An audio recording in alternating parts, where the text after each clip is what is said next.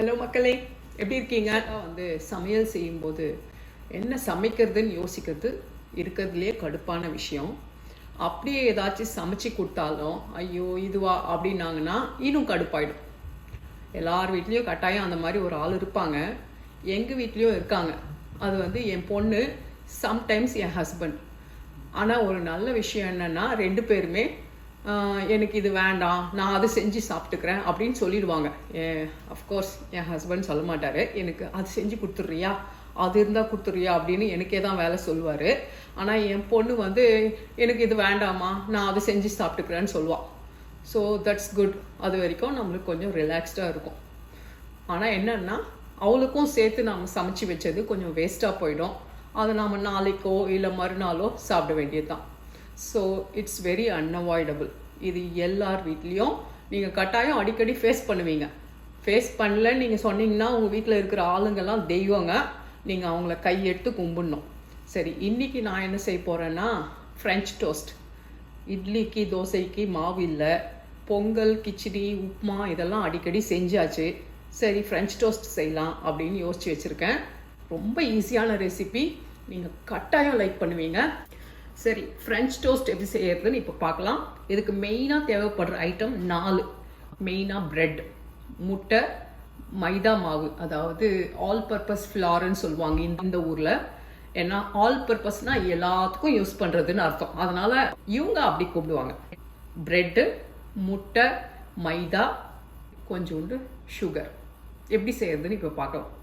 நான் பொதுவாக மைதாவை வந்து ஃப்ரீசரில் தான் வச்சுருப்பேன். ஏன்னா ரொம்ப யூஸ் பண்ண மாட்டோம். அப்படியே பேண்ட்ரியில் வச்சுருந்தோன்னா வண்டு வந்துடும். அதனால் பேசாமல் ஜிப்லாக்கில் போட்டு ஃப்ரீசரில் வச்சுருவேன். இங்கே பாருங்கள், நான் சொன்னேன் இல்லைங்களா உங்களுக்கு, இவங்க வந்து மைதாவை ஆல் பர்பஸ் ஃப்ளார்ன்னு தான் பேக்கேஜ்லேயே அப்படி தான் போட்டிருக்கு, மைதான்னு போடல பாருங்கள். ஸோ அப்படி தான் இந்த ஊரில் நார்மலாக நீங்கள் மைதான்னு சொன்னால் நிறைய பேருக்கு தெரியவே தெரியாது. ஆல் பர்பஸ் ஃப்ளார்ன்னு சொன்னால் தான் தெரியும். இந்த ஃப்ரெஞ்ச் டோஸ்ட் ரெசிபி 4 பேர் இருந்தாங்கன்னா ஆளுக்கு 2 ஃப்ரெஞ்ச் டோஸ்ட். இதுக்கு மெயினாக ஆல் பர்பஸ் ஃப்ளார் சொன்னேன் இல்லைங்களா, இது வந்து டேபிள் ஸ்பூன் மெஷர்மெண்ட்டு. இந்த மாதிரி 4 டேபிள் ஸ்பூன் போட்டுக்கோங்க, கரெக்டாக இருக்கும்.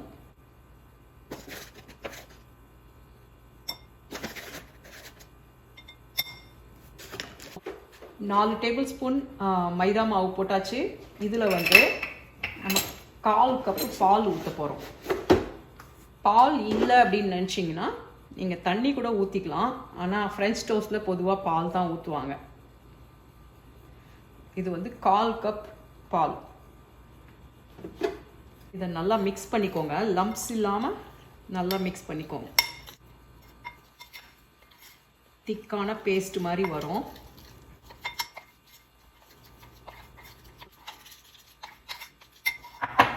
இதில் 4 முட்டை உடச்சி ஊற்றி இதில் போட்டுக்கலாம்.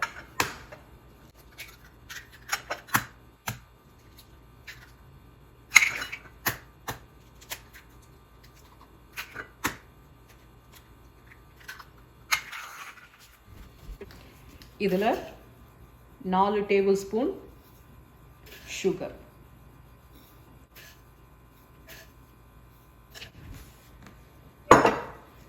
நல்லா மிக்ஸ் பண்ணிக்கோங்க.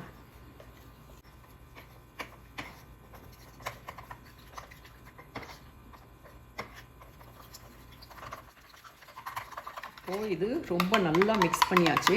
உங்ககிட்ட எக் பீட்டர் இருந்துச்சுன்னா அதை வச்சு பண்ணிங்கன்னா இன்னும் கொஞ்சம் சீக்கிரமாக வேலை நடக்கும். நல்லா ஸ்மூத்தாக மிக்ஸ் பண்ணியாச்சு. இது கரெக்டாக 8 ஸ்லைசஸ் ப்ரெட்டுக்கு தான் வரும், கொஞ்சம் கூட மிச்சமாகாது. ஸோ உங்களுக்கு வந்து நிறைய பேருக்கு வேணும், டபுளாக வேணும்னா நீங்கள் டபுள் பண்ணிக்கோங்க. நான் மொத்தமாக எல்லாத்தையும் இதில் அட்வான்ஸ் செஞ்சிட போகிறேன். அதனால் இந்த 2 பர்னரையும் ஆன் பண்ணிக்கிறேன். ஸோ தட் இது மொத்தமே ஹீட் ஆகும். இப்போது இதில் நாம் இந்த பட்டரை தேய்ச்சிக்கலாம்.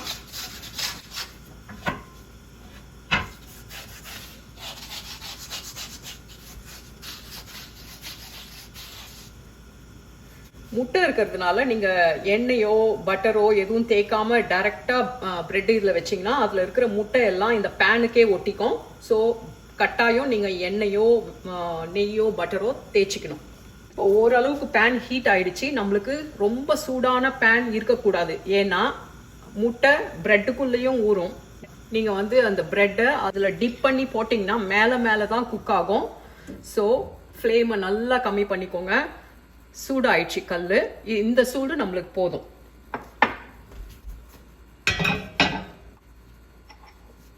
இந்த ஸ்பூன் இதில் அப்படியே இருக்கட்டும். நீங்கள் ப்ரெட்டு போடுங்க.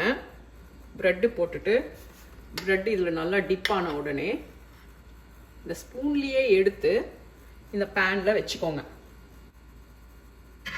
இந்த மாதிரி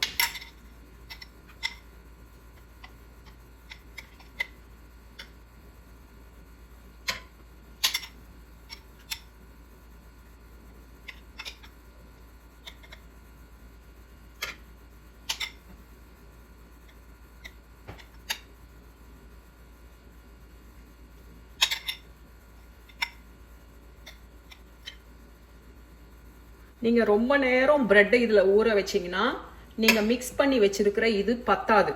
சும்மா அப்படி கவர் ஆனால் போதும்.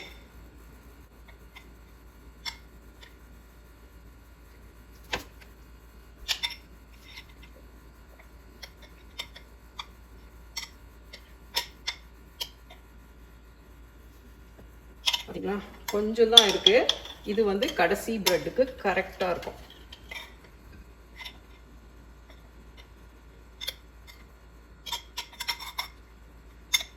ஸோ அதர் சைடு வந்து நம்மளுக்கு பத்தலை இல்லைங்களா?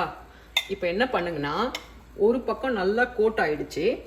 இதை தூக்கி இப்படி வச்சுட்டு மீதி இருக்கிற இதை வந்து மேலே ஊற்றிடுங்க.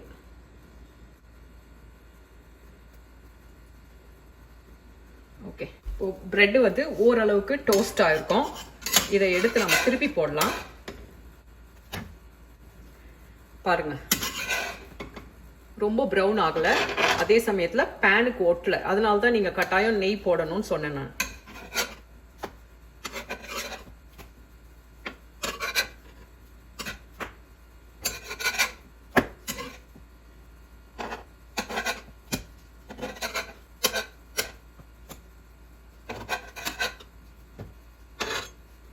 இப்போ ஒரு 2 நிமிஷம் இருக்கட்டும். இந்த பக்கம் குக் ஆன மாதிரியே பின்னாடி பக்கமும் குக் ஆகட்டும்.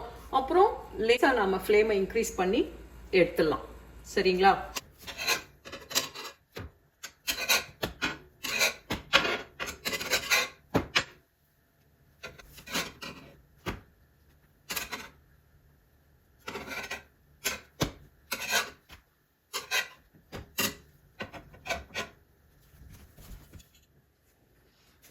இப்போ அதர் சைடும் குக் ஆயிட்டு இருக்கோம். எடுத்து இன்னொரு வாட்டி திருப்பி போடலாம்.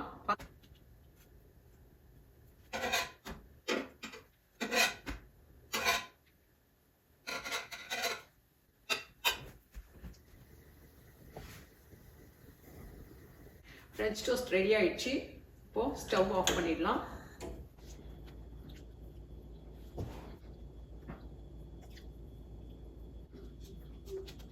ரொம்ப நல்லா வந்திருக்கு. கட்டாயம் நீங்கள் ட்ரை பண்ணுங்கள். பிடிச்சிருந்தா சொல்லுங்கள், மற்றவங்களுக்கும் ஷேர் பண்ணுங்கள். அடுத்த வீடியோவில் பார்க்கலாம். நன்றி. டாடா.